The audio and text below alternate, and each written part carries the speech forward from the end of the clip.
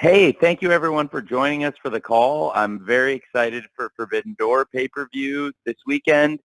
We've got a hot start to the weekend tonight with one of the hottest episodes of AEW Rampage start to finish that you'll see. It starts out with a great match between Rey Fenix and Andrade El Idolo, and I promise it's going to end in very wild fashion. Nobody's going to want to miss, and it's going to lead right into the countdown to Forbidden Door.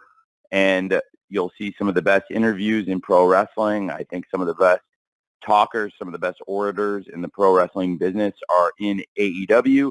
And also, we're going to hear from some of the top stars in New Japan Pro Wrestling and what they have to say about the big matches this weekend. This pay-per-view, before I get into any of the questions, I'm sure we'll discuss this. There have been a lot of injuries that have led to some changes. And I think we're fortunate that there are great stars in AEW and New Japan Pro Wrestling to accommodate a lot of this. There's a lot to look forward to on Sunday's pay-per-view. We'll preview tonight on Rampage and Countdown on TNT, 10 p.m. Eastern Rampage, 11 p.m. Eastern Countdown. And from there, I will, I'm sure, discuss some of these injuries throughout the call and different people and their status. I'll try to give respect to those people and how, their own personal recovery times and each injury and each person's recovery is a sensitive thing. So I'll try to be careful in what I say about those. But that being said, I think this is going to be a very compelling partnership between AEW and New Japan Pro Wrestling.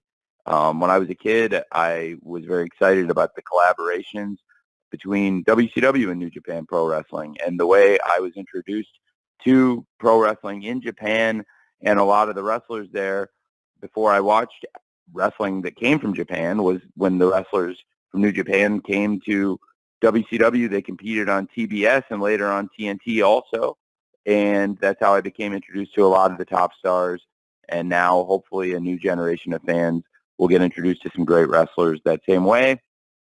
And with that, we'll take the first question. All right, thanks, Tony. So as promised, Stu Merrick from 104.9 in Austin is up, and on deck will be Connor Casey from Comic Book. Stu? Thank you, Tony. Thanks for doing this for us. Looking forward to a great pay-per-view on Sunday. You mentioned the injuries, and I'll let you get into that a little bit. I want to ask, how hard has it been to do the creative to book this card, given the rash of injuries that has happened both in AEW and in New Japan?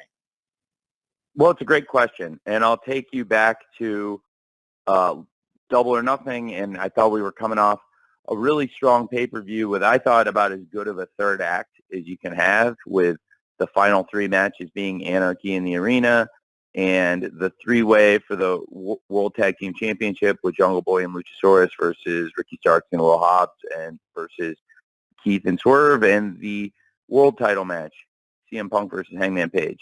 And coming out of that pay-per-view, as hot as it was, I got the schedule from New Japan Pro Wrestling, who was going to be available on the dates, and it was already, in my opinion, challenging to book the shows because not all the wrestlers that I wanted to use and all the top New Japan stars were going to be available, and some of them weren't going to be available, as you guys saw from now the last few weeks, until later. So I had to work with the wrestlers and their great top stars that were going to be coming in, and primarily people that I wanted to build TV stories and get in and on TV.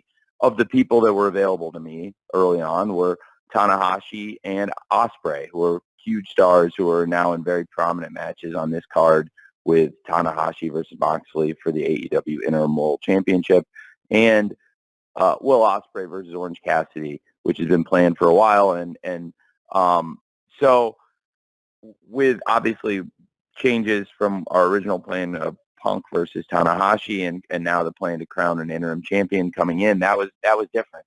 But to be honest, I was really excited knowing that, okay, Tanahashi is going to be here, and I really pulled hard to get Ospreay in sooner than he might have come otherwise, ahead of Dominion, rather than wait till after. And then knowing that we weren't going to have Jay White till 2 weeks out and Okada till a week out, and Zack Sabre till the week of and so forth. I was like, okay, this is what we'll do with what we, and I was so excited about what we had, and a group of people that I would, run ideas by or listen to any ideas they have, and thoughts I care about that work here. A bunch of people are in my house in LA right after we left Vegas, and we went before the Forum show, and I was running through my ideas and stuff, and everybody was loving it, and it was like Sanjay and Pat Buck and QT and Phil, CM Punk, and I was running around calling stuff, and everyone was like really into it, and by the end of it, stuff that involved, frankly, Punk and Tanahashi and other people, it was very different, and there were a lot of cool things, and I think it could have been really cool, but what you ended up doing, to be honest, to explain it, is with Moxley and Tanahashi, I think it's a story that has years of build, and to be honest, we're very fortunate that it's a match that hadn't happened and that people had wanted to see, and frankly, both wrestlers really wanted to wrestle each other. Mox wanted to wrestle Tanahashi so bad.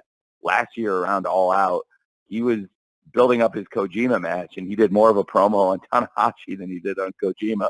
And I was like, come on, John. And he ended up having a great match with Kojima. And to be honest, the twist of the Kojima match was not only to have a great match in the All Out pay-per-view that I still think is probably the best thing we've ever done last year on All Out, and that John have a great match, but also the big twist at the end was Suzuki coming in and setting up John's story with Suzuki building to the Grand Slam main event, which is a great match with John and Eddie versus Archer and Suzuki, which is relevant now with Suzuki and Archer and the whole Suzuki Goon thing still being a big part of the AEW. So it's a lot of changes, and I took stuff. Honestly, Tanahashi moved from being what would have been the CM Punk and FTR, and some of the stuff with, probably would have been CM Punk, honestly, instead of Trent in that 6-man tag.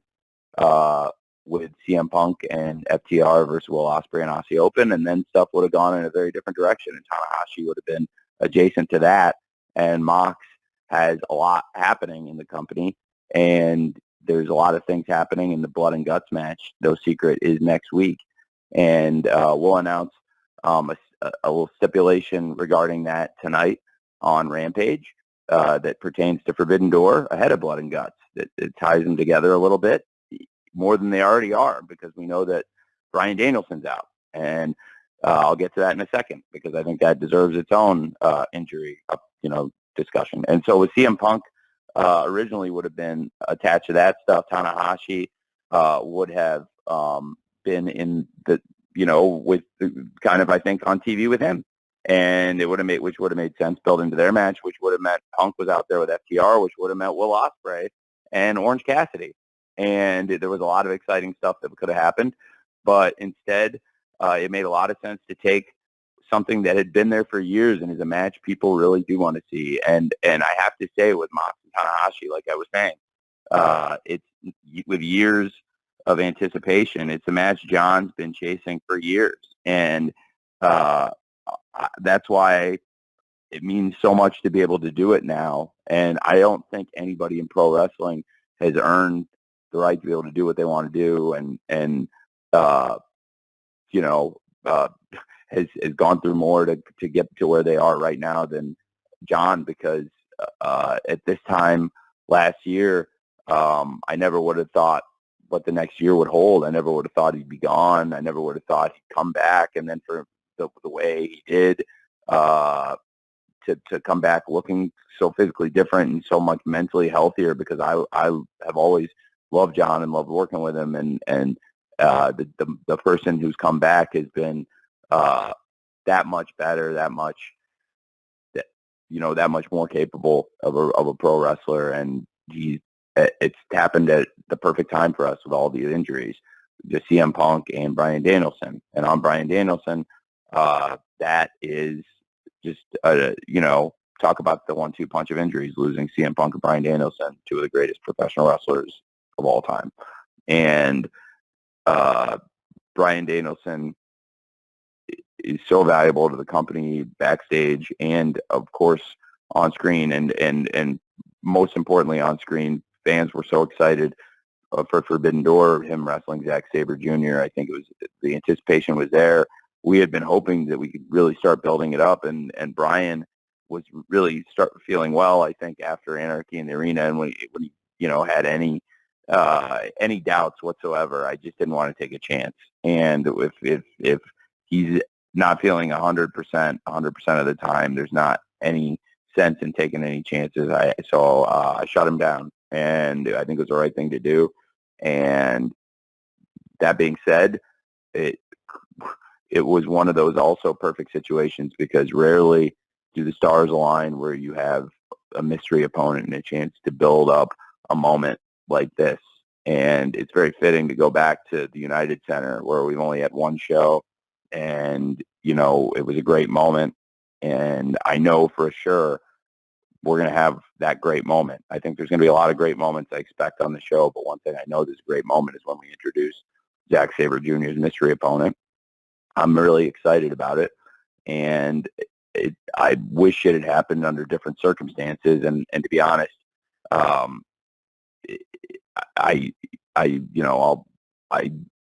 just really can't wait till CM Punk and Bryan Danielson do come back. They're both so valuable to the company, but the circumstances, I can't say I'm disappointed that we have Jon Moxley stepping up, and there's nobody I'd rather see step up, and there's no opponent I'd rather see Jon step into the ring with than the person he wants to wrestle most in the world, which is Tanahashi. And to have it be under these circumstances, where it was supposed to be Punk versus Tanahashi for the world title, now creating an interim world title, and that situation being Jon versus Tanahashi, and putting bigger stakes on something that means so much to both Moxley and Tanahashi. It means that much to me. And also this mystery opponent, I think it's going to be a great moment, and I think it'll be a great match that they will have with Zack Sabre Jr.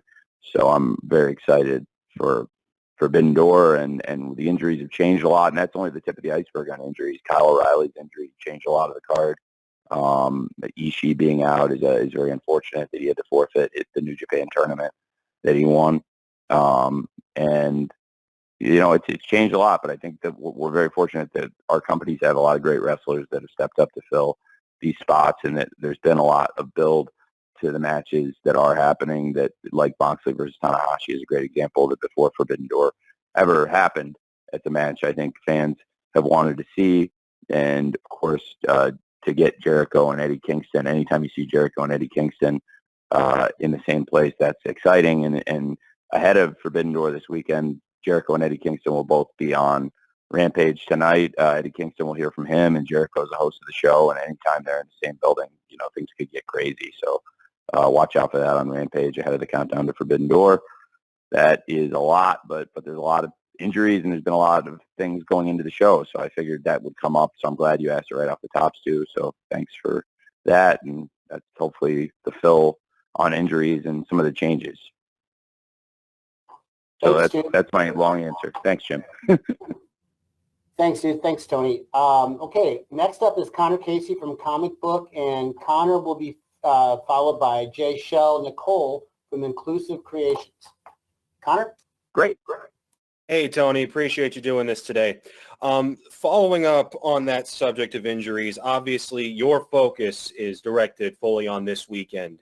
But in the back of your mind, are you thinking about what a Forbidden Door 2 event looks like with all of your big players being available? Yes, absolutely. I've thought a lot about it. And we've already discussed the possibilities of Forbidden Door 2 based on the success already we've had from this event, selling well over $1 million in tickets. And they're now, because we've opened up some seats with the cool stage we put in, I think we can get more fans in. So there are a few seats left in Chicago, but it was sold out, and we've opened up more seats, but they're going quickly. So I don't know. I think it's been so successful of an event that we have to plan to do it again. I think a sequel is to be expected, and it would be great to get some of those wrestlers back, but who knows? Next year, you can always have people get injured. So to me, what we have right now is so special, because there are here's a dilemma in wrestling. I'll give you a thought. There's so many stars in pro wrestling right now, and between the two companies, and it's fascinating. WWE had an interesting approach to it, to be honest. I don't think it's something anybody in AEW besides me has ever entertained, but I see it's not only lucrative business-wise, but there's so many stars in AEW, and frankly, there too, they have people that they thought they had enough people to do 2 nights of a show, and now Wrestle Kingdom's gone to 2 nights. We've never done anything like that, but you all told me that I try to pack a lot in 4 hours and plus in a pay-per-view. So I get there's so many people, it's hard to do. Get all the stars in. What we have is we're very fortunate. I have so many wrestlers in AEW.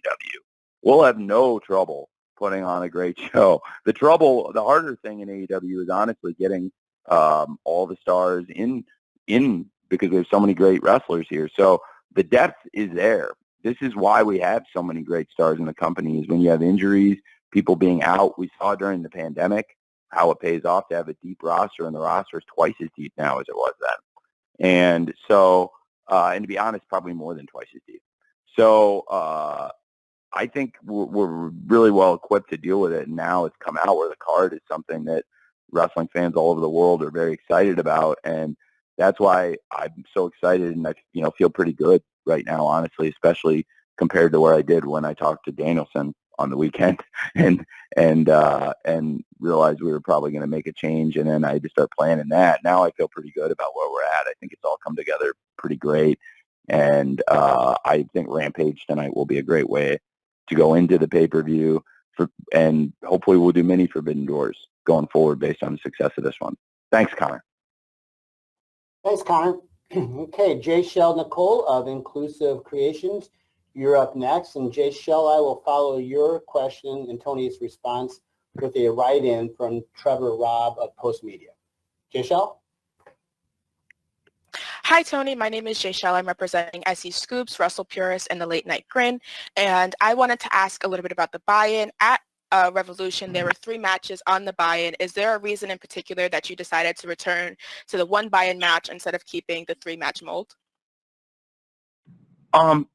Well, I actually am going to announce more matches on Rampage tonight. So it's a great question, but I have plans to do a little bit more on Rampage tonight, and so we'll announce a little bit more for the buy-in tonight. I am going to have there won't be a million matches or anything like that, but there'll be a little bit more on the buy-in than what we've already announced. The pay-per-view card is, I think, the 9 matches that people know about right now, and there's 1 match announced for the buy-in, but I will be doing a little bit more as I finalize plans with New Japan, and they'll involve wrestlers from New Japan also.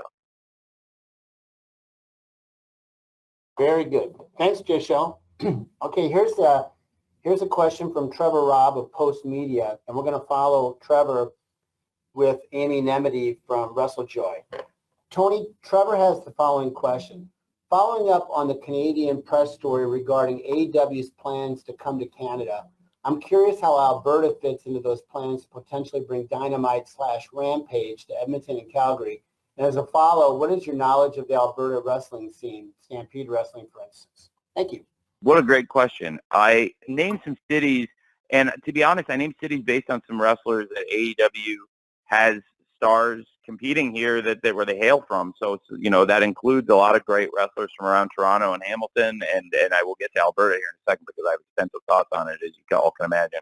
And Delta, British Columbia, which is around Vancouver, Kyle O'Reilly from the Vancouver area.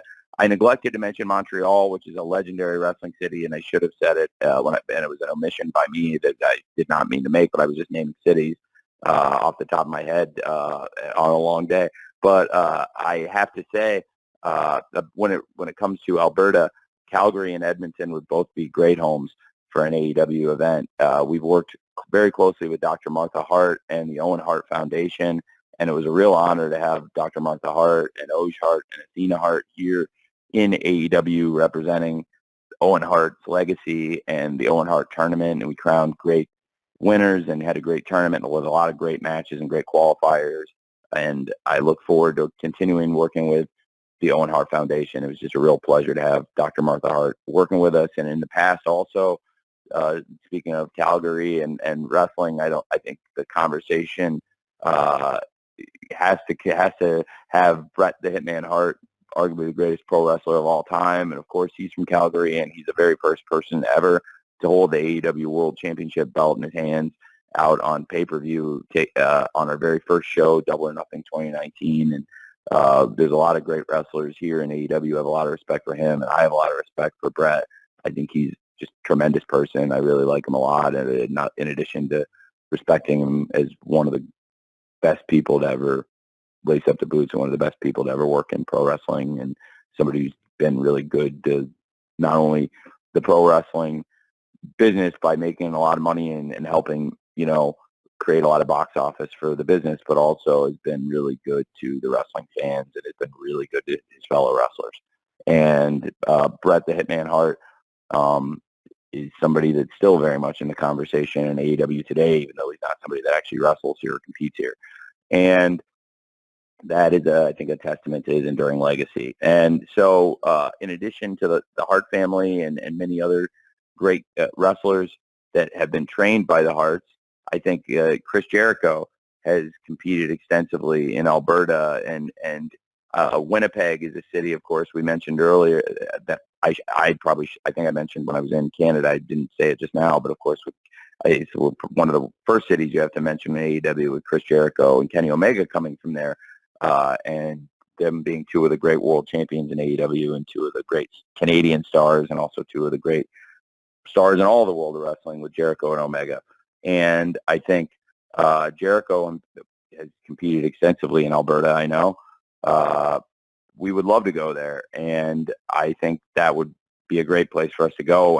To be honest, I've been writing AEW Dynamite since I was a kid, when I was 12 years old, for fun, and I think I started doing Rampage in 2011, and when I was in my late 20s, still doing this for fun before it became a job that I love doing. And there were many Dynamites in the Saddle Dome in Calgary, and many times went to Edmonton as well. So I would love in real life to do that. That would be great. And I think I mentioned it in my press tour the other day. I think actually specifically that with a great wrestling tradition in Calgary, it would be great. But I'm glad you mentioned Edmonton, because that'd be another great city where I think AEW could potentially draw very well. So thanks for asking. And I think we have a great partnership with TSN in Canada that has given us a lot of visibility in Canada. When I was up there for the first time since before the pandemic, it was really the first time I'd been to Canada since AEW had launched, honestly, because the pandemic hit about 6 months after we started on TV. And I was really impressed how well we'd gotten over in Canada on TSN. So thank you very much for asking. Thank you very much, Trevor. Amy and Emily from WrestleJoy, you are up next. Niger Chambers from Big Gold Belt Media will follow Amy. Amy, you're up. Hi, Tony. I wanted to talk about Okada's huge AEW debut. It got a huge reaction from the crowd that was there to see it on Dynamite, also on social media. Can you talk a little bit about what the process was like in getting Kazuchika Okada into AEW, as well as setting up this fatal four-way IWGP Championship match? And what was your reaction in the back watching his debut on Dynamite? Well, I was really excited to have him there. It was an honor to meet him in person finally, and it was a huge honor to have him on AEW Dynamite, and for him to be making his debut in what is to some extent an AEW ring, I would say, in our collaboration with New Japan and hosting this event at the United Center. And it was an honor to have him step into an AEW ring, though, for the first time on AEW Dynamite. And that is something that I've been looking forward to for a long time. I have so much respect for Okada, and I've admired him for many, many years. And long before we launched AEW, where I knew I was going to be in the wrestling business, and he's still a relatively young man. It shows what a top prospect at a young age he was. And it's going to be great to see him compete. I think fans all over the world can look forward to that match, seeing Okada in the same ring, wrestling for the IWGP title, trying to win it back this weekend from Jay White, and also having a couple of other great champions from pro wrestling, Adam Cole, who's won titles all over the world and has competed in New Japan Pro Wrestling, and is one of our top stars in AEW, and of course, Hangman Adam Page, the former world champion, one of the top stars in AEW, also former world tag team champion here, and somebody who's been a winner in Ring of Honor and also won a lot of matches in New Japan Pro Wrestling himself and dreamed of winning that IWGP title for a long time. Would I have liked to have had all the people involved on TV longer? Yes. That was one of the challenges I knew I was going to face going in. That not honestly, a while back I didn't know that. I was hoping we could get Okada in sooner, but then when I started to get into when people were going to be available and how, planning the TV, I found out he wasn't coming till the week before, and I had to deal with it, and I've had to deal with it. So I honestly would have loved to have had him here sooner, but it was great to have him when he came.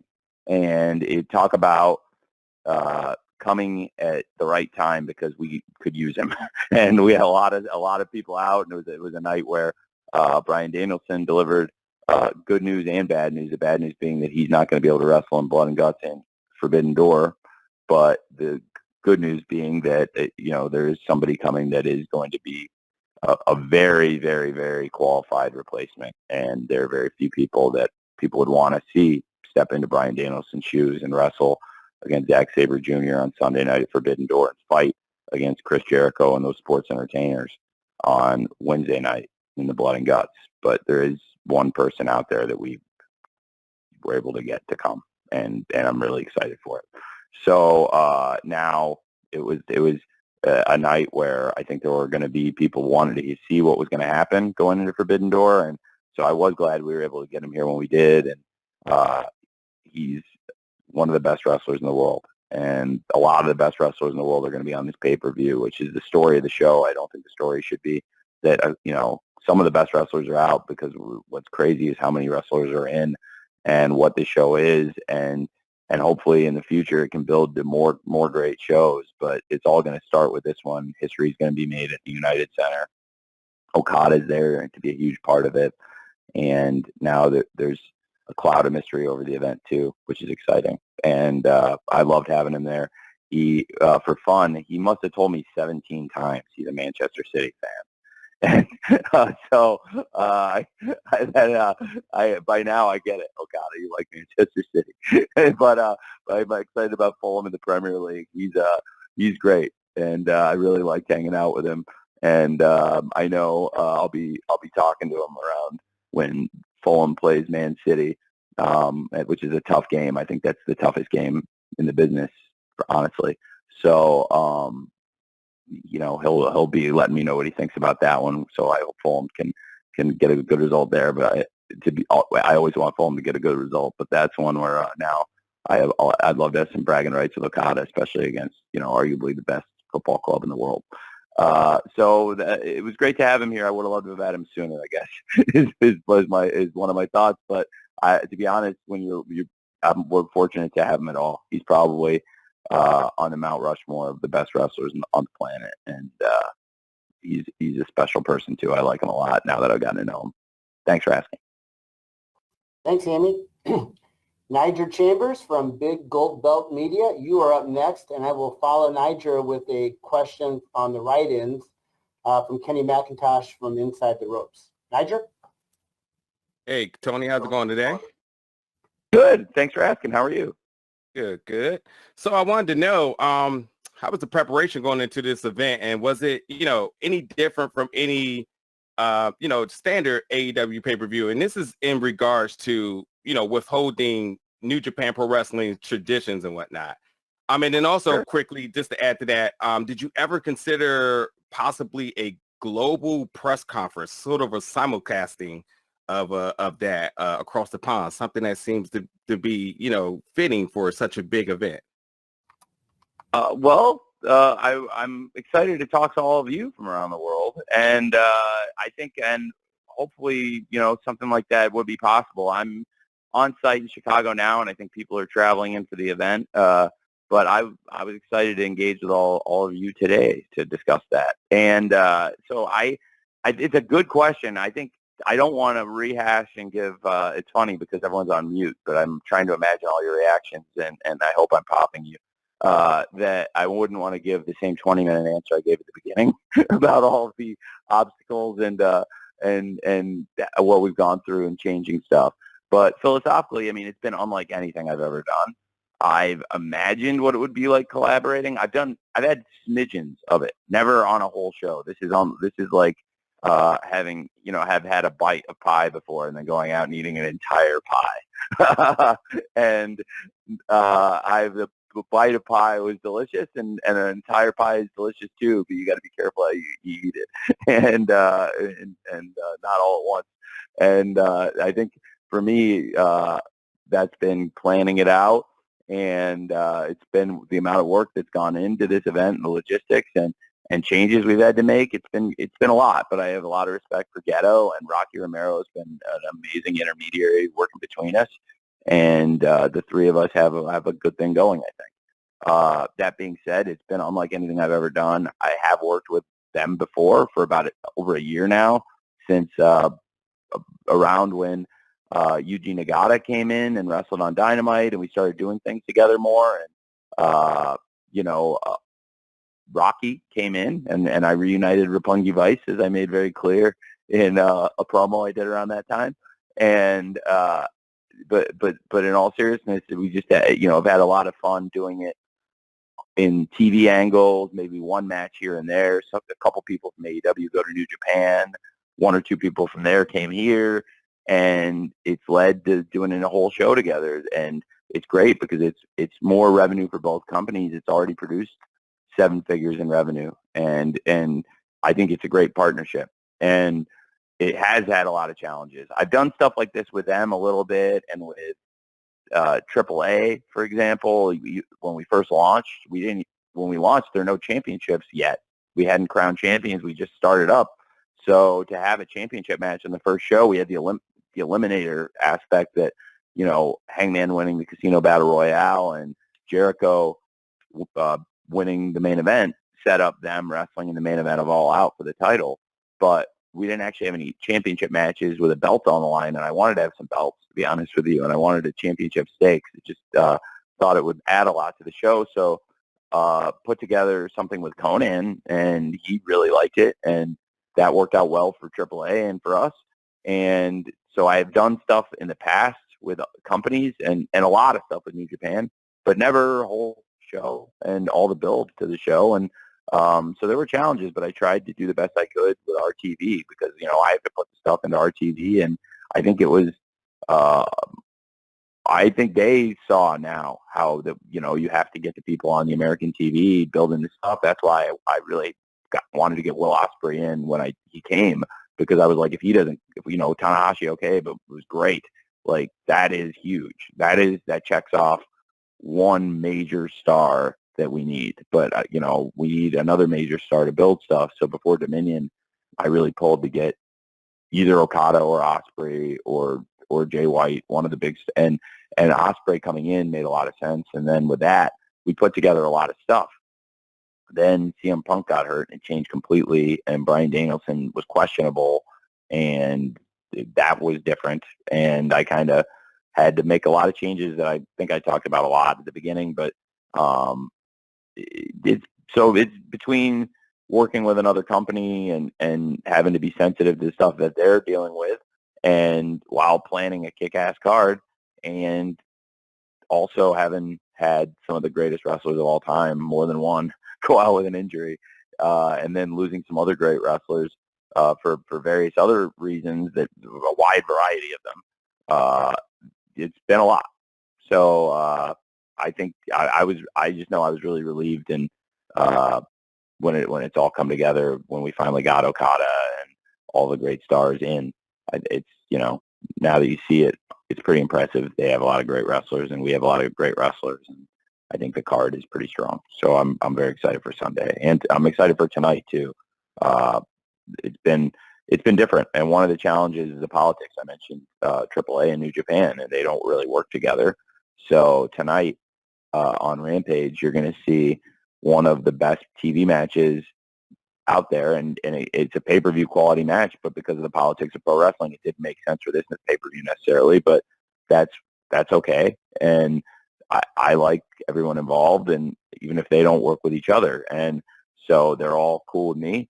And to me, I thought it would be a really great thing for the fans going into an awesome weekend of wrestling, and also for both the wrestlers involved to have Ray Phoenix versus Andrade El Idolo, give them the opening, a Rampage, which they have tonight. It's going to be 9 o'clock Central here in the Midwest and 10 o'clock Eastern or 10 o'clock Pacific on TNT West. And I think Andrade and Ray Phoenix are going to tear the house down to start the show, and I promise a wild end to the show leading into the countdown. And so that, that's another aspect of it. That there's some wrestlers I wanted to use that you can't use necessarily because it doesn't make sense in a partnership when the people that you're using are also partnered with another company that they don't partner with.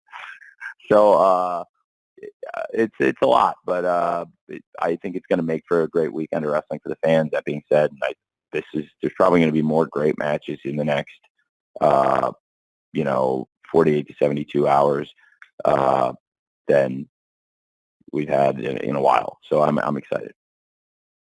Thanks, Nigel. Okay, here's a question, Tony, from Kenny McIntosh of Inside the Ropes. Is there any part of Forbidden Door being a month away or a month after Double or Nothing that's sort of a test to see how it performs on pay-per-view, to perhaps increasing the number of AEW pay-per-views from 4 to 9, 10, or whatever, or monthly, whatever that may look like? Is this sort of a test run? I don't see it as that. No, I saw it as the opportunity, honestly, when New Japan had availability and it worked as a pay-per-view date where it's, I believe, the biggest event in sports that'll be on where the people are going to want to watch. And I think it'll be a very interesting to see how it fares, but I think it's a partnership between AEW and New Japan, and that meant finding dates where we could get stars from New Japan to come, and it was already, as you can see, as I've belabored and elaborated on, that it's challenging to get, when they have a promotion they're running in Japan, to get a lot of their stars here on our TV, which we need to build the pay-per-view here, not only in America, but around the world, because Dynamite is on in 130 countries around the world now, and Dynamite and Rampage are on all over the world, and there's huge markets for pay-per-view and other revenue streams where we need to get their wrestlers on TV in AEW if they're going to be marketable in, truly tapping into the potential that they have for the marketability. So yeah, I think it's been really good for the audience to get to see Tanahashi in a great main event here and get to see what a big deal he is, and hear the great JR putting over how big of a deal it is to have Tanahashi on our TV in these weeks, and then to give the same credibility to Okada, Will Ospreay. Will Ospreay's been here for a few weeks and has also been involved in 3 great matches. And that is not a coincidence, because Will Ospreay has great matches. I first met him in 2018 when I was living in England. It's the first time I met Will Ospreay and Zack Sabre. And I have tons of respect for both of them. And Zack Sabre, of course, hasn't actually wrestled. His first appearance was this week. He just got here. But Will Ospreay's been on our TV for a few weeks now. He's been having tremendous matches, and it's a testament to him and what a great wrestler he is, and now what a great champion he is. And one of the biggest draws in AEW, and one of the definitely the most underrated grapplers, is Orange Cassidy. And I know there'll be tons of eyeballs on that match. And Orange Cassidy's a huge star for AEW, and he, he doesn't get excited about many things, but to be honest, he does get excited about New Japan Pro Wrestling, or as excited as Orange Cassidy can get. And he would be a great U.S. champion for New Japan Pro Wrestling. And as you've seen with Jon Moxley and Lance Archer and others from AEW carrying titles in New Japan, that's something I am open to. So I think he would be a great champion for them, and I think that Will Ospreay versus Orange Cassidy could tear the house down. And so yeah, it's not an AEW exactly. It's not exactly like a regular AEW pay-per-view here. it is an AEW show, but it's not at the same time because we have New Japan is so prominently involved, and it's a collaboration, and in doing so, I think this was a date that worked for them, but also where I thought it was far enough out from Double or Nothing, where it could make sense on the pay-per-view calendar. And now also you have to remember I'm also in the pay-per-view business with Ring of Honor, and that's another consideration. But for AEW, we built up 4 great events that all have had not only great audience, but have grown year over year. All 4 of them have grown year over year every single time. That is one of the best streaks we have going in AEW. Probably the single greatest streak is every pay-per-view has grown year over year. It'll be a challenge all out, and I really believe we can do it. And it's all building to that, to the biggest card we can do, because the biggest card we ever did, the biggest payday we've ever had, the biggest day for our company ever was All Out 2021. And I think to keep the streak going, that means we have to top that. And this show is a huge, huge milestone because it's the first new event we've created in years on pay-per-view. I've not tried to oversaturate that market, but it was something the fans called for. I never wanted to do a pay-per-view and have people not excited for it. This was something the fans for years had called for. And when we said we had a big announcement, the fans were calling for this. This is one of the announcements that they really wanted to see. I think this was something on the list of dream announcements. Certainly if there was a top 5 or a top 4 Mount Rushmore, as we say, then this would have been on them. This is something fans for a long time have been calling for, a partnership between AEW and New Japan on a pay-per-view, which is now this Sunday. It's finally happening just over 48 hours from this phone call here in Chicago, Forbidden Door. Thank you, Kenny, for your write-in. I have another write-in from Lucas Charpio from VL Media in France. And after you answer Lucas, I'd like to make sure that Sean Radican from Pro Wrestling Torch will be ready. Tony, here's Lucas's question. On Sunday, AEW will crown an interim AEW World Champion due to CM Punk's injury, which was announced a few weeks ago. Could you tell us the reason behind your choice of crowning an interim champion instead of vacating Punk's title? We'll use the interim championship in the past to create a unification match, and we've had exciting results in the past, and I think it's how other major sports have designed their championship to be defended in these cases where the champion is not able to come in and fight right away. So in boxing and UFC, I've seen great champions, with injuries or situations where they couldn't get to the fight, so they crowned an interim champion, and it's been very effective, and it's been effective for AEW too. And I think it's an opportunity to have a great championship match and set up a unification fight where the winner of Tanahashi versus Moxley can then go on and have a match versus CM Punk, and either way it would be a great dream match. And I'm very excited about this match, Moxley versus Tanahashi, which is a match fans have looked forward to all over the world for a long time. But I think, then to have on top of that 2 great possibilities, 2 dream matches that we could look forward to where CM Punk wrestles in a unification match, I think that's really exciting. Lucas, we appreciate the question. Sean Radican from Pro Wrestling Torch is up next. Sean will be followed by Mike Johnson from PW Insider. Sean? Hey, Tony. How you doing? Good, Sean. How are you, man? Good. I had a question. John Moxley recently talked to ESPN about his experience going to rehab for, alcohol problems. And with your recent statement coming out about Jeff Hardy's suspension after being arrested for a DUI, have you thought about instituting any kind of wellness policy in AEW given some of the recent occurrences, or is there something in place already that you haven't talked about? I was just wondering if you could shed a little light on we have a wellness policy, but in the case of drinking, I think you have to be really careful, because most people, I think, 99% of the roster has drank really responsibly. And I think most people drink really responsibly, as you see from advertisements on TV and billboards. That's the number one thing they ask, is that people do drink responsibly. It's on the bottom of the ad. But no, I haven't thought about that. We have a wellness policy, and as far as testing for alcohol after the shows, I think a lot of people would drink alcohol after the show's over, and I don't have a policy about that. I think it's other than we ask people to be safe and responsible, and to be honest with you, I think they're totally different things, and I think it's comparing apples and oranges when you mention the two things like they're the same thing.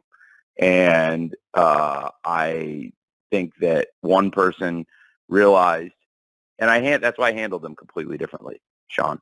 And they're completely different things. And so we have a wellness policy in place, and it covers these things.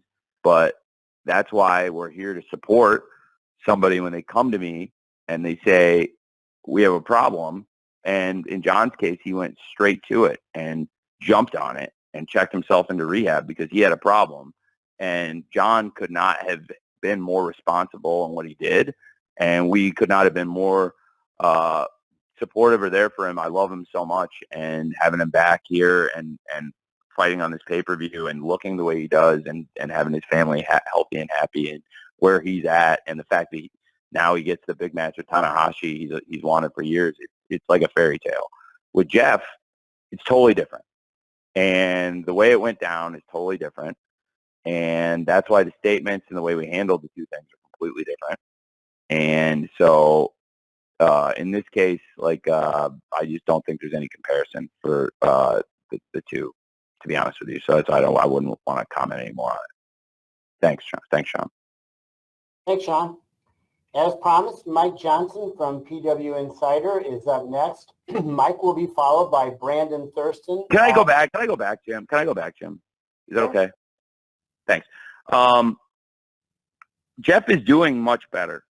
And I think, as I understand, Jeff's in treatment, and I don't want to say too much about what's going on because it's his business, but I'm here for him for whatever he needs. I'm really glad nobody got hurt. But what Jeff did going out and driving is totally different from the other thing, and I just don't like hearing the two of them compared, if that makes sense. And I feel like I'd be remiss if I didn't give Jeff a lot of credit for now doing the right thing. And this is how he said, Jeff's got to do the right thing. And if he wants to stay with AEW, because it's last chance saloon, man. And, it's totally different. John didn't put anybody at risk like that. He wasn't out drinking and driving, and I've never seen any evidence of anything like that. And certainly it was the way it went down was totally different. So that's why I didn't like hearing it compared. But I will say Jeff is in treatment and doing better. And I talked to Matt about it the other day, and we'll be here and we'll support him for what he needs. And this is what he had to do. He had to go to treatment to get us to keep supporting him at this point. And we are. So I'm glad you asked, but at the same time, I'm glad to give an update on Jeff, but I just think it's such a different situation that I don't want to, compare the two, if that makes sense. So thanks.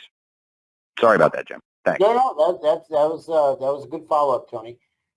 Mike Johnson from PW Insider is next. Brandon Thurston will follow Mike. Brandon is with WrestleNomics. Mike?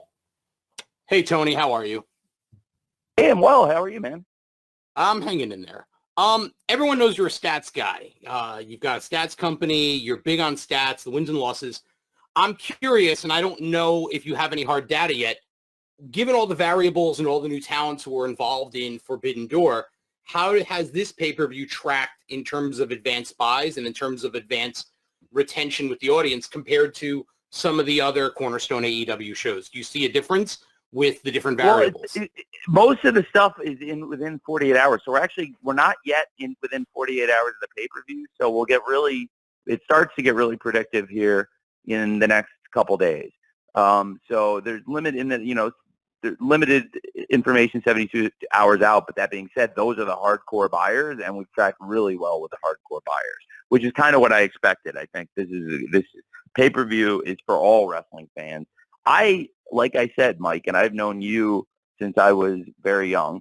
And it's crazy to think that like the 90s were that long ago, but really, 27 years ago, I remember I talked to you about Starrcade 95, and that was a big show, and a lot of great wrestlers who are relevant to this day were on Starrcade 95, and on the WCW side and also on the New Japan side. There really hasn't been a collaboration like this probably since then, with this many wrestlers from a company coming over. That was a cool show.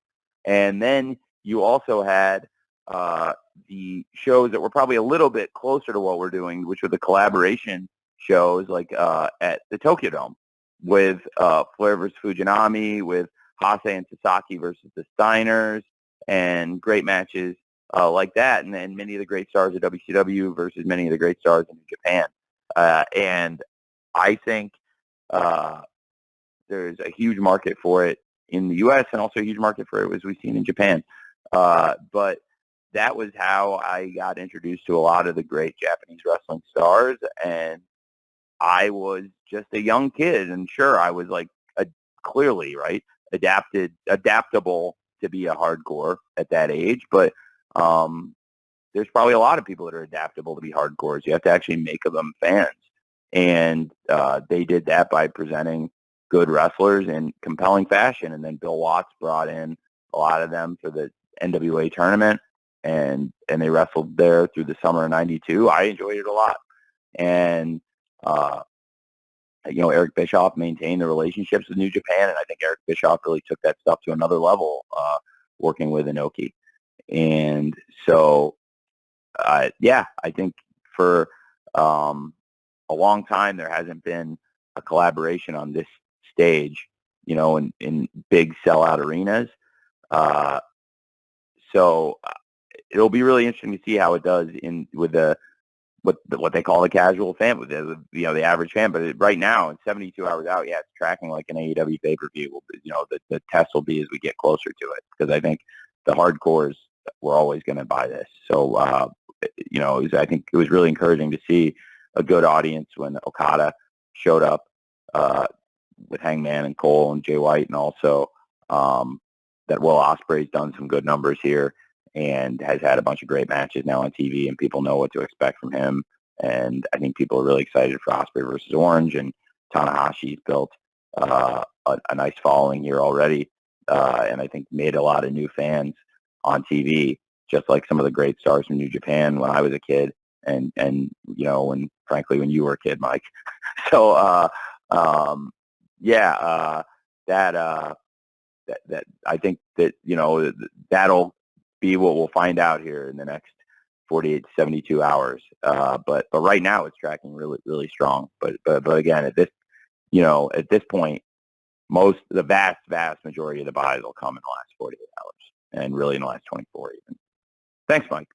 And I would say that, by the way, the ticket sales speak for themselves. I think one of the greatest predictors of success is how does it sell, and the ticket sales through the roof for Forbidden Door, and one of the most successful events I've ever been involved in promoting. So it's a live event, and as a pay-per-view, I'm excited to see how it does. So I hope that makes sense. Thanks, man. Okay. Thank you, Mike. Brandon Thurston from WrestleNomics will be next, and Brandon will be followed by our last visitor of the day, Jerry Gerasimo from Off the Script with JD. Brandon, you're up. Hi, Tony. Thanks for your time today. Hey, thank you, Brandon. Really appreciate it. Thanks for all the insightful work you do. You mentioned a moment ago that AEW has a wellness policy. I was wondering if you could tell us anything more about that, if that involves drug testing or any specifics about how talent would be disciplined or offered help if they violate the policy. Yes, I'm glad you asked. I think the most important thing that I will elaborate on is that we're here to help anybody that needs it. And I hope I made it really clear with the tone I took just now, and also with the stern tone I took following Jeff's arrest, compared to how I felt and feel about how John has stepped up and how he stepped up and got help. We're here for anybody that steps up and wants to get help, and hopefully they'll come to us instead of it being under a circumstance where they get themselves in trouble. But the most important thing is that they get the help, and I'm here to stand by anybody that needs help, and we'll get it. So I think the big point I would note is that it's available to anybody here, that anybody needs time off. If they have an issue, they can take it, no matter how big a star they are. It could be the most important person in the company in terms of drawing revenue, or somebody who is not on TV as much and doesn't draw as much revenue. It doesn't matter. We're here to get them the same quality of first-class treatment if they need it. And then, as far as everything else, I think, we do have policies in place about, making sure people come in and come show up and show up to work in the condition to work, and that's the most important thing. And then, yes, there's a testing policy, and in particular, really, I just want to stress that we are here to offer help to anybody that needs it, but that like I said, hopefully they would come to us and not get in trouble and then come to us. Thank you, Brandon. Thanks. And last but not least, Jerry Gerasimo from Off the Script with JD. Jerry, you're taking us home.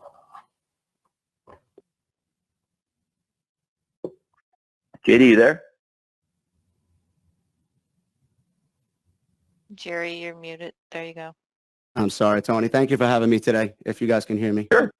Thank you. Thanks for coming.